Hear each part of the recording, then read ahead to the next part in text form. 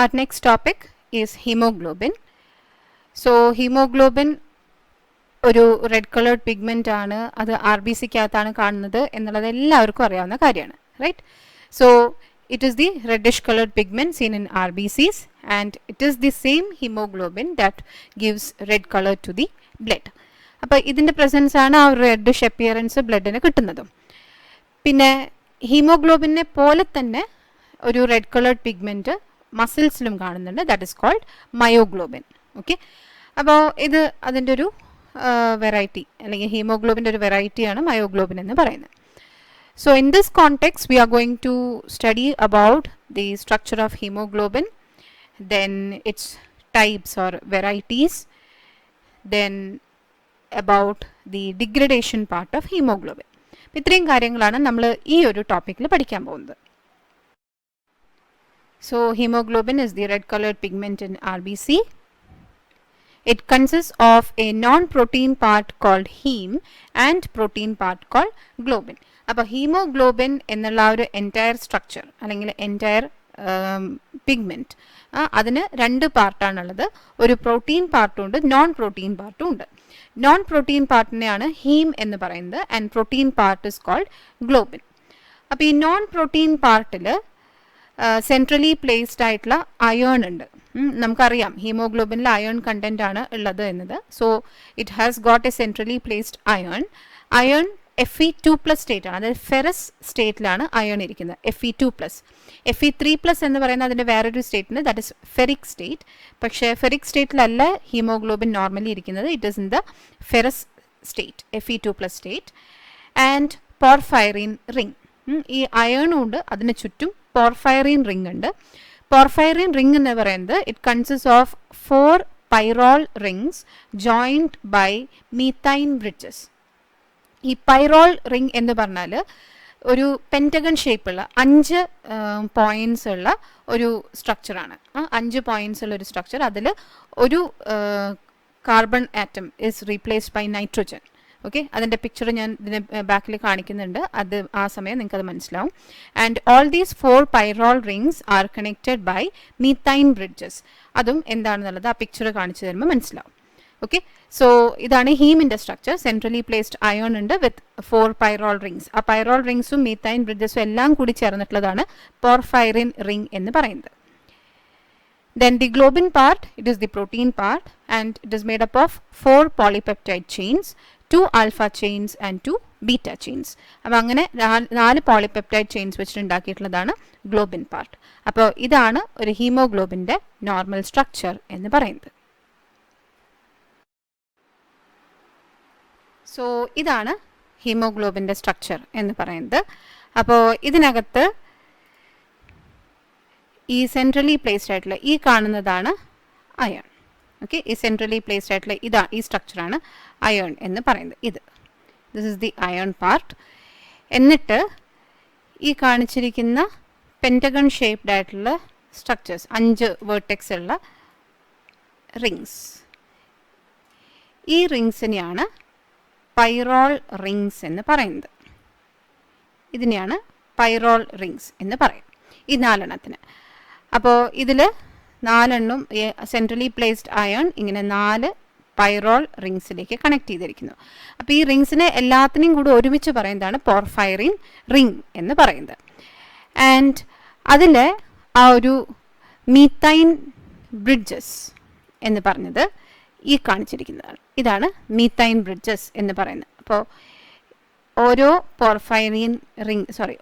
Pyrrole റിങ്ങും ഇങ്ങനെ ഓരോ methane bridges ആയിട്ട് കണക്റ്റഡ് ആണ്. അപ്പോൾ ഇതാണ് ഹീമോഗ്ലോബിൻ്റെ സ്ട്രക്ചർ എന്ന് പറയുന്നത്. ഓക്കെ,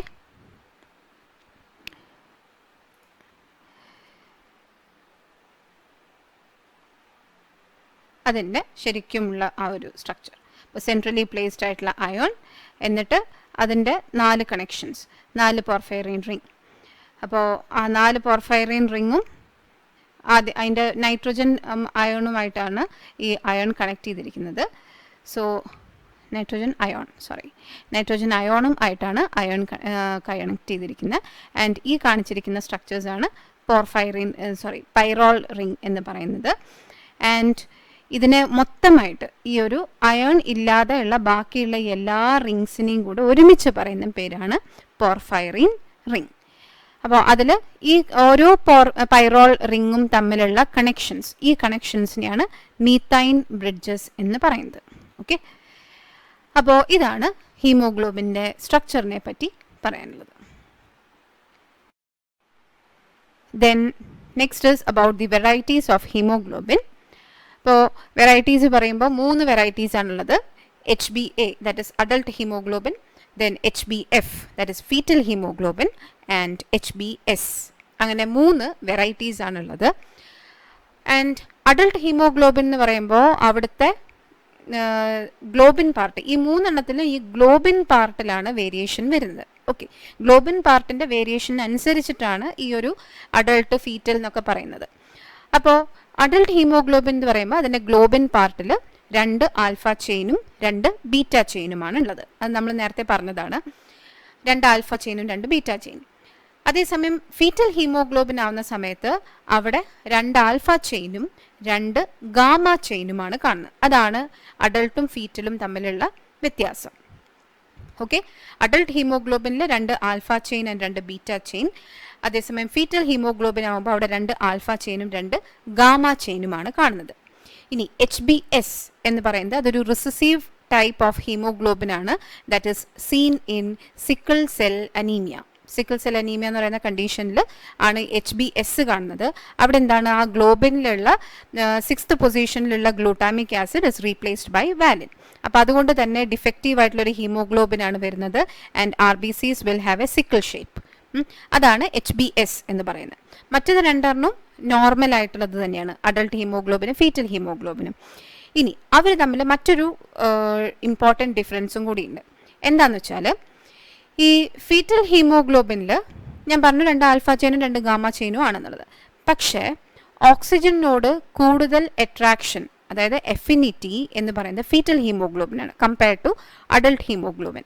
ഓക്കെ, ഫീറ്റൽ ഹീമോഗ്ലോബിന് ഓക്സിജനോട് കൂടുതൽ എഫിനിറ്റി ഉണ്ട് കമ്പയർഡ് ടു അഡൾട്ട് ഹീമോഗ്ലോബിൻ. പക്ഷേ ആ ഒരു കുട്ടി ജനിച്ചു കഴിഞ്ഞാൽ, ഫീറ്റസ് പുറത്തേക്ക് വന്നു കഴിഞ്ഞാൽ എന്താ പറയുക, ഏകദേശം ഒരു 1-2 മാസത്തിനകത്ത് foetal haemoglobin will get converted into adult haemoglobin. Automatic ആയിട്ടുള്ള ഒരു പ്രോസസ്സാണ്. കുട്ടി ജനിച്ച് പുറത്തേക്ക് വന്നു കഴിഞ്ഞാൽ ഫീറ്റൽ ഹീമോഗ്ലോബിൻ അഡൾട്ട് ഹീമോഗ്ലോബിനായിട്ട് കൺവേർട്ട് ആവും. ഓക്കെ, അപ്പോൾ ഞാൻ നേരത്തെ പറഞ്ഞു ഫീറ്റൽ ഹീമോഗ്ലോബിൻ ഓക്സിജനോട് കൂടുതൽ എഫിനിറ്റി ഉണ്ട് കമ്പയർ ടു അഡൾട്ട് ഹീമോഗ്ലോബിൻ. എന്നിട്ടും ജനിച്ച ശേഷം ഫീറ്റൽ ഹീമോഗ്ലോബിൻ അഡൾട്ടായിട്ട് കൺവേർട്ട് ആവുന്നു, മാറിപ്പോകുന്നു. അപ്പോൾ എന്തുകൊണ്ടാണ് അങ്ങനെ ഒരു കൺവേർഷൻ വരുന്നത് എന്ന് ചോദിച്ചാൽ, fetal hemoglobin is dependent on dissolved oxygen from the maternal blood. അതായത് അമ്മയുടെ ബ്ലഡ് സർക്കുലേഷനിലുള്ള അല്ലെങ്കിൽ അമ്മയുടെ ബ്ലഡിനകത്തുള്ള ആ ഡിസോൾവ്ഡ് ആയിട്ടുള്ള ഓക്സിജനെയാണ് ഫീറ്റൽ ഹീമോഗ്ലോബിൻ വലിച്ചെടുത്തിട്ട് ആ ഫീറ്റസിൻ്റെ എല്ലാ ഫങ്ഷൻസിനും വേണ്ടിയിട്ട് യൂസ് ചെയ്യുന്നത്. അതേസമയം അഡൾട്ട് ഹീമോഗ്ലോബിൻ്റെ എങ്ങനെയാണ്, നമ്മൾ ശ്വാസം എടുക്കുമ്പോൾ ആ ഇൻസ്പയർഡ് എയറിനകത്തുള്ള ഓക്സിജൻ ആൽവിയോലയിൽ വന്ന ശേഷം അവിടെ നിന്നും ഡിഫ്യൂസ് ചെയ്തിട്ട് ഡയറക്റ്റ് ആയിട്ട് ബ്ലഡിലേക്ക് അല്ലെങ്കിൽ ഡയറക്റ്റ് ആയിട്ട് ഹീമോഗ്ലോബിനിലേക്ക് വരികയാണ് ചെയ്യുന്നത്. അപ്പോൾ അവർക്ക് അങ്ങനെ ആ ഒരു എയറിനകത്തുള്ള ഓക്സിജനെ വലിച്ചെടുക്കാനുള്ള എബിലിറ്റി ഉണ്ട് അഡൾട്ട് ഹീമോഗ്ലോബിന്. അതേസമയം ഫീറ്റൽ ഹീമോഗ്ലോബിന് എയറിൽ നിന്നും ഓക്സിജൻ വലിച്ചെടുക്കാനുള്ള എബിലിറ്റി ഇല്ല. അതേസമയം ഡിസോൾവ്ഡ് ആയിട്ട് കിടക്കുന്ന ഓക്സിജനെ മാത്രമേ യൂസ് ചെയ്യാനുള്ള അല്ലെങ്കിൽ വലിച്ചെടുക്കാനുള്ള എബിലിറ്റി ഉള്ളൂ. അതുകൊണ്ടാണ് ഫീറ്റൽ ഹീമോഗ്ലോബിൻ അഡൾട്ട് ഹീമോഗ്ലോബിനായിട്ട് കൺവേർട്ട് ആവുന്നത്. ഇനി ഒരു കണ്ടീഷൻ ഉണ്ട്, നമ്മൾ മുന്നേ ഒരിക്കൽ ഡിസ്കസ് ചെയ്തതാണ്, ദാറ്റ് ഇസ് തലസീമിയ. തലസീമിയ എന്ന് പറയുന്ന കണ്ടീഷനിൽ ഡിഫക്റ്റീവ് ഹീമോഗ്ലോബിൻ തന്നെയാണ്. അവിടെ ചില കേസസിൽ എന്ന് പറഞ്ഞു കഴിഞ്ഞാൽ ഈ ഫീറ്റൽ ഹീമോഗ്ലോബിൻ അഡൾട്ട് ഹീമോഗ്ലോബിനായിട്ട് കൺവേർട്ട് ആവാതിരിക്കും. അപ്പോഴും ഈ തലസീമിയ എന്ന് പറയുന്ന സിറ്റുവേഷൻ വരും. അപ്പോൾ ഇതാണ് അഡൾട്ട് ആൻഡ് ഫീറ്റൽ ഹീമോഗ്ലോബിനെ പറ്റിയിട്ട് പറയാനുള്ളത്. പിന്നെ നെക്സ്റ്റ് വരുന്നത് ഇതിൻ്റെ ടൈപ്സ് ആണ്, types of haemoglobin. So there are various types of hemoglobin. അതിൽ ഏറ്റവും കോമൺ ആയിട്ട് വരുന്ന കുറച്ചെണ്ണമാണ് oxy haemoglobin, that is oxygen with haemoglobin. Then carbamino haemoglobin, carbon dioxide with haemoglobin. Deoxy haemoglobin, haemoglobin without oxygen, അതായത് ഓക്സിജനെ ടിഷ്യൂസിലേക്ക് കൊടുത്തു കഴിഞ്ഞാൽ ഉണ്ടാവുന്നതാണ് deoxy haemoglobin. Then carboxy haemoglobin, carbon monoxide plus haemoglobin. മിക്കവർക്കും കൺഫ്യൂഷൻ വരുന്നൊരു സംഭവമാണ്. കാർബോക്സി ഹീമോഗ്ലോബിൻ എന്ന് എഴുതി വെക്കും. Carboxy haemoglobin is actually carbon monoxide plus haemoglobin. Carbamino haemoglobin ആണ് കാർബൺ ഡയോക്സൈഡ് പ്ലസ് ഹീമോഗ്ലോബിൻ. പിന്നെ വരുന്ന മറ്റൊരു ഡിസീസ്ഡ് ഹീമോഗ്ലോബിൻ ടൈപ്പാണ് മെത്തിമോഗ്ലോബിൻ എന്ന് പറയുന്നത്. അതൊരു ഡിസീസ്ഡ് കണ്ടീഷനാണ് in which ferrous state iron is oxidised to ferric state. Fe2+ എന്നത് Fe3+ ആയിട്ട് മാറും. അപ്പോൾ അത് വരുന്നത് കൂടുതലും ചില ഡ്രഗ്സോ അല്ലെങ്കിൽ ഓക്സിഡൈസിങ് ഏജൻസ് ഓക്സിഡേഷനൊക്കെ സംഭവിക്കുമ്പോഴാണ് അങ്ങനെ വരുന്നത്. അപ്പോൾ അത്തരത്തിലുള്ള ഹീമോഗ്ലോബിനാണ് മെത്തിമോഗ്ലോബിൻ എന്ന് പറയുന്നത്. അപ്പോൾ മെത്തിമോഗ്ലോബിൻ എന്ന് പറഞ്ഞാൽ ഓക്സിജൻ ക്യാരിങ് കപ്പാസിറ്റി തീരെ ഉണ്ടായിരിക്കില്ല. ആ അയേണ് ഓക്സിജനുമായിട്ട് കമ്പൈൻ ചെയ്യുമ്പോൾ ഉടനെ തന്നെ അത് ഫെറിക് സ്റ്റേറ്റിലേക്ക് പോകും. സാധാരണത്തെ സിറ്റുവേഷൻസിൽ, അതായത് നമ്മുടെ നോർമൽ കണ്ടീഷൻസിൽ ഓക്സിജൻ ഹീമോഗ്ലോബിനുമായിട്ട് കമ്പൈൻ ചെയ്യുക എന്ന് പറഞ്ഞു കഴിഞ്ഞാൽ ഓക്സിജൻ ഒരിക്കലും അതിലത്തെ ഫെറസ് സ്റ്റേറ്റിലിരിക്കുന്ന അയേണുമായിട്ട് ഒരു റിയാക്ഷൻ നടത്തുന്നില്ല. അവർ തമ്മിലുള്ള ഒരു ലൂസ് കണക്ഷൻ മാത്രമേ ഉള്ളൂ. Fe2+ അയേണും തമ്മിൽ Fe2+ ഓക്സിജനും തമ്മിൽ കമ്പൈൻ ചെയ്ത് ഒരു റിയാക്ഷൻ അവിടെ ജനറേറ്റ് ആവുന്നില്ല. അതുകൊണ്ട് ഫെറസ് സ്റ്റേറ്റിൽ തന്നെ നിൽക്കും. പക്ഷെ ചില സിറ്റുവേഷൻസിൽ ആ സിറ്റുവേഷൻസ് ആണ് ഇപ്പോൾ ഈ പറഞ്ഞ ഡ്രഗ്സോ അല്ലെങ്കിൽ ഓക്സിഡൈസിങ് ഏജൻസ് ഒക്കെ വരുന്ന സമയത്ത് Fe2+ Fe3+ ആയിട്ട് കൺവേർട്ട് ആവും. Fe3+ ആയിക്കഴിഞ്ഞാൽ പിന്നെ അതിനെന്ന് പറഞ്ഞാൽ ഓക്സിജനുമായിട്ടൊക്കെ ഭയങ്കര അട്രാക്ഷനാണ് അല്ലെങ്കിൽ അറ്റാച്ച്മെൻ്റ് ആണ്. അപ്പോൾ Fe3+ ആയിക്കഴിഞ്ഞാൽ പെട്ടെന്ന് തന്നെ അത് ഓക്സിജനുമായിട്ടൊക്കെ കമ്പൈൻ ചെയ്ത് ഓരോ റിയാക്ഷൻസ് അവിടെ ജനറേറ്റ് ചെയ്യും. അപ്പോൾ അത്തരം സിറ്റുവേഷൻസിൽ അത് കുറച്ചും കൂടി സീരിയസ് കണ്ടീഷൻ ആയിട്ട് നമ്മുടെ ബോഡിയിൽ അത് മാറും. സോ മെത്തിമോഗ്ലോബിൻ എന്ന് പറയുന്ന ഒരു ഡിസീസ്ഡ് സ്റ്റേറ്റ് ആണ്. കാർബോക്സി ഹീമോഗ്ലോബിനും അതേപോലെ തന്നെ ഒരു ഡിസീസ്ഡ് സ്റ്റേറ്റ് ആണ്. ബാക്കി മൂന്നെണ്ണം നോർമൽ കണ്ടീഷൻസിൽ കാണുന്നതാണ്. Then the normal values of hemoglobin in children, it is 23 gram per deciliter or gram percentage at birth and 12.5 gram per deciliter after 1 year. നമുക്കറിയാം, കാരണം ഇൻഫൻസിൽ RBC കൗണ്ട് യൂഷ്വലി കൂടുതലാണ്. അപ്പോൾ RBC കൗണ്ട് കൂടുന്നതിനനുസരിച്ച് haemoglobin കണ്ടന്റും കൂടുതലാവും. Decilitre എന്ന് പറയുന്നത് 100 ml then അഡൾട്ട്സിൽ മെയിൽസിൽ 14 to 18 gram per deciliter and ഫീമെയിൽസിൽ 12 to 15 gram per deciliter. ഇതാണ് അവരുടെ നോർമൽ വാല്യൂസ്.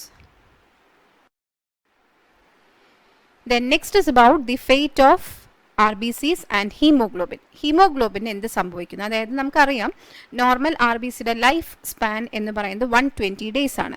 120 days എത്തിക്കഴിഞ്ഞാൽ RBCs will get destroyed in the spleen. സ്പ്ലീനിനെ അതുകൊണ്ട് ഗ്രേവ് യാർഡ് ഓഫ് RBCs എന്ന് പറയുന്നു. സോ സ്പ്ലീനിൽ എത്തിക്കഴിഞ്ഞാൽ ഈ RBCക്ക് എന്ത് സംഭവിക്കുന്നു വെച്ചാൽ RBCക്ക് ലൈസിസ് സംഭവിക്കും. അതിനെയാണ് ഹീമോലൈസിസ് എന്ന് പറയുന്നത്.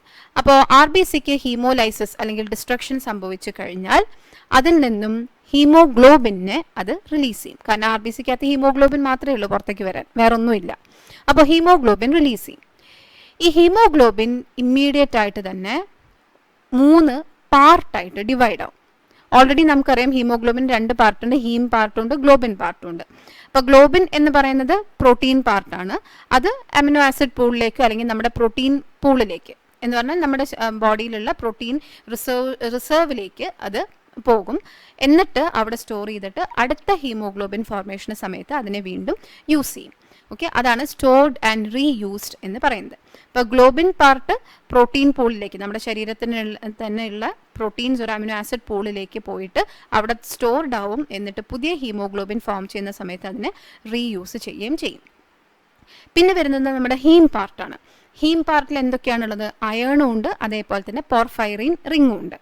അപ്പോൾ അതിലത്തെ ആ അയേൺ ആദ്യം സ്പ്ലിറ്റ് ആയിട്ട് അയേൺ എപ്പോഫെററ്റിൻ എന്ന് പറയുന്ന ഒരു കോമ്പൗണ്ടായിട്ട് മാറും. എന്നിട്ട് ആ എപ്പോഫെററ്റിൻ പിന്നെ ഫെറിറ്റിൻ എന്ന് പറയുന്ന മറ്റൊരു കോമ്പൗണ്ടായിട്ട് മാറിയിട്ട് ഈ രൂപത്തിൽ നമ്മുടെ ശരീരത്തിൽ സ്റ്റോർഡ് ആയിട്ടിരിക്കും. അയേൺ ജസ്റ്റ് അയേൺ എന്നുള്ള ആ ഒരു എലമെൻ്റ് ആയിട്ട് ബോഡിയിൽ ഒരിക്കലും ഇരിക്കില്ല. അത് ഫെററ്റിൻ എന്ന് പറയുന്നൊരു കോമ്പൗണ്ടായിട്ടാണ് നമ്മുടെ ബോഡിയിൽ ഇരിക്കുന്നത്.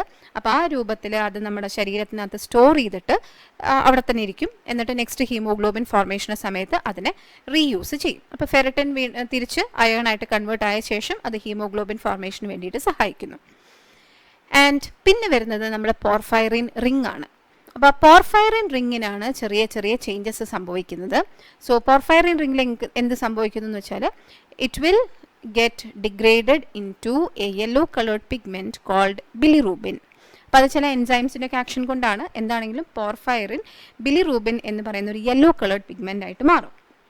അപ്പോൾ യെല്ലോ കളേർഡ് ആവുന്നതിന് മുന്നേ ഒരു ഗ്രീൻ കളേർഡ് പിഗ്മെൻ്റ് ആണ് ആദ്യം ആവുന്നത്. That is called biliverdin, BILIVERDIN, biliverdin എന്നാണ് അതിൻ്റെ പേര്.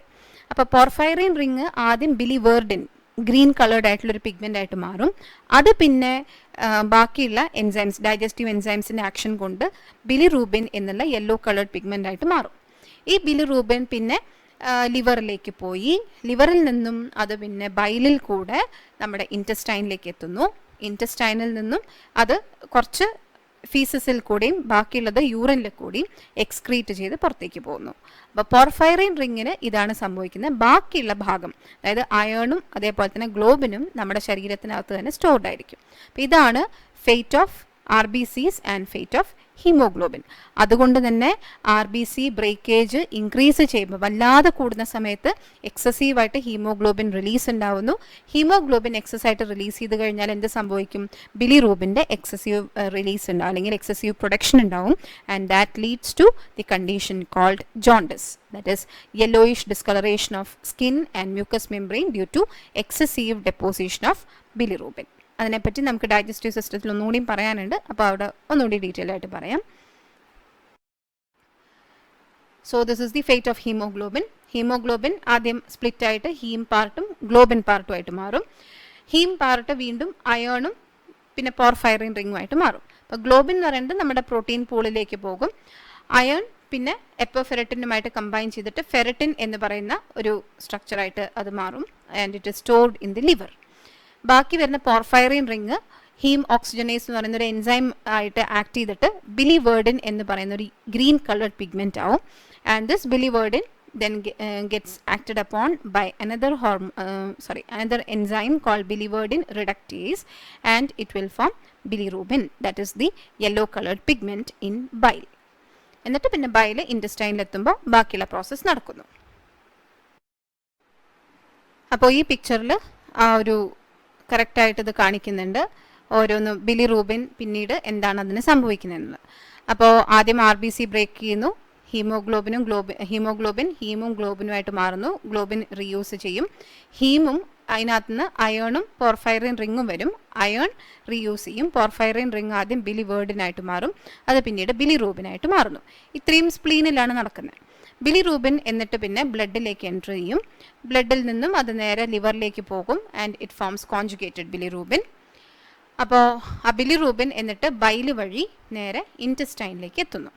ഇൻറ്റസ്റ്റൈനിലേക്ക് എത്തുന്നത് ഇൻ ദി ഫോം ഓഫ് യൂറോബിലിനോജൻ എന്ന് പറയുന്ന കോമ്പൗണ്ടായിട്ടാണ് അത് എത്തുന്നത്. യൂറോബിലിനോജൻ ഒരു ചെറിയ എമൗണ്ട് യൂറിനിലേക്ക് പോയിട്ട് യൂറോബിലിനോജൻ ആയിട്ട് തന്നെ അത് യൂറിനിൽ കൂടെ എക്സ്ക്രീറ്റ് ചെയ്ത് പോകുന്നു. അപ്പോൾ ഈ യൂറോബിലിനോജൻ്റെ പ്രസൻസ് ആണ് ആക്ച്വലി യൂറിന് യെല്ലോ കളറ് കൊടുക്കുന്നത്. അതേപോലെ തന്നെ ഫീസസിൽ കൂടെ പോകുന്ന യൂറോബിലിനോജനെ മറ്റൊരു പേര് പറയും, ഇറ്റ് ഇസ് കോൾഡ് സ്റ്റെർക്കോബിലിനോജൻ. അപ്പോൾ ഈ സ്റ്റെർക്കോബിലിനോജനാണ് ഫീസസിന് ആ ഒരു യെല്ലോയിഷ് ബ്രൗൺ കളറ് കൊടുക്കുന്നത്. അപ്പോൾ അതാണ് യൂറോബിലിനോജൻ അല്ലെങ്കിൽ ഈ പിഗ്മെൻറ്റ് ഫീസസിൽ കൂടെ എക്സ്ക്രീറ്റ് ചെയ്ത് പോകുന്നത്. അപ്പോൾ ഇങ്ങനെയാണ് ബിലിറൂബിന് ബോഡിയിൽ നിന്നും എക്സ്ക്രീറ്റ് ചെയ്ത് പോകുന്നത്. ഈ പിക്ചർ വീണ്ടും അതുപോലെ തന്നെ ഒന്ന് കാണിച്ചിരിക്കുകയാണ്. RBC ഹീം അൺകോൺജുഗേറ്റഡ് ബിലിറൂബിനാണ്. അത് ബ്ലഡ് സ്ട്രീമിൽ എത്തിയ ശേഷം ആൽബുമിനായിട്ട് കമ്പൈൻ ചെയ്യും. എന്നിട്ട് അതിനുശേഷം അത് ലിവറിലേക്ക് എത്തുന്നു in the form of conjugated bilirubin. Conjugated bilirubin പിന്നെ ബൈലിൽ കൂടെ എക്സ്ക്രീറ്റ് ചെയ്യും ഇൻ ദി ഫോം ഓഫ് യൂറോബിലിനോജൻ. യൂറോബിലിനോജനിൽ 80% ഫീസസിൽ കൂടെ പുറത്തേക്ക് പോകും ഇൻ ദി ഫോം ഓഫ് സ്റ്റെർക്കോബിലിൻ. പിന്നെ 2% അത് യൂറിനിൽ കൂടെ എക്സ്ക്രീറ്റ് ചെയ്ത് യൂറിനിൽ കൂടെ എക്സ്ക്രീറ്റ് ചെയ്ത് പോകും in the form of urobilin. And remaining 18% അത് എൻറ്ററോ ഹെപ്പാറ്റിക് സർക്കുലേഷൻ, അതായത് ഈ ബൈൽ സോൾട്സും ബൈൽ പിഗ്മെൻറ്റ്സും തിരിച്ച് ഇവിടെ ഇൻറ്റസ്റ്റൈനിൽ നിന്നും ലിവറിലേക്ക് തന്നെ എത്തുന്ന ആ ഒരു സർക്കുലേഷനാണ് എൻറ്ററോ ഹെപ്പാറ്റിക് സർക്കുലേഷൻ എന്ന് പറയുന്നത്, അല്ലെങ്കിൽ പോർട്ടൽ സർക്കുലേഷൻ എന്നും അതിനെ പറയും. അപ്പോൾ ആ ഒരു സർക്കുലേഷനിൽ കൂടെ 18% ബൈൽ സോൾട്ട്സ് ബൈൽ പിഗ്മെൻറ്റും അതായത് ബിലിറൂബിനും തിരിച്ച് ലിവറിലേക്ക് തന്നെ എത്തുന്നു. സോ ഇതാണ് about the fate of haemoglobin, and this much about the topic haemoglobin. So thank you.